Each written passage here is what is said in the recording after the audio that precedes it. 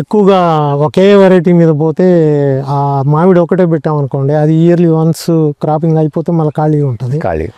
అందుకని అన్నీ వస్తూ ఉంటాయి. ఇప్పుడు మధ్యలో సపోటా వస్తుంది, పనస వస్తుంది, జామ వస్తుంది.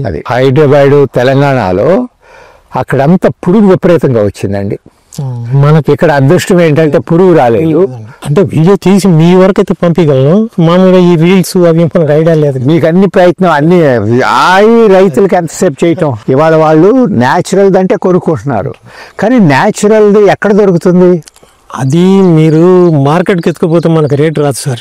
నేను న్యాచురల్ ఫార్మింగ్ చేశాను, నేను ఏం కెమికల్ కొట్టలేదు, మీ ఎదురుగానే నేను కాయ తీసుకొని నేను తింటాను, ఇబ్బంది లేదు అని చెప్పినా కానీ మనకి ఆ మార్కెట్లో రేటుతో కంపేర్ చేస్తారు. కానీ రేటు ఉన్నారండి, ఆ పక్కన వేస్తున్నాడా మనం వేయాలి, మనకు గ్రీన్గా ఉంటుంది అయినా వేయాలి. చచ్చిపోయినా లేకపోతే దెబ్బతిన్న తోటకి వెళ్ళటం నాకు ఇష్టం. న్యాచురల్ ఇప్పుడు ఒకటి సార్, కెమికల్ది ఫ్రూట్ తీసుకొని పండాలంటే టైం పడుతుంది.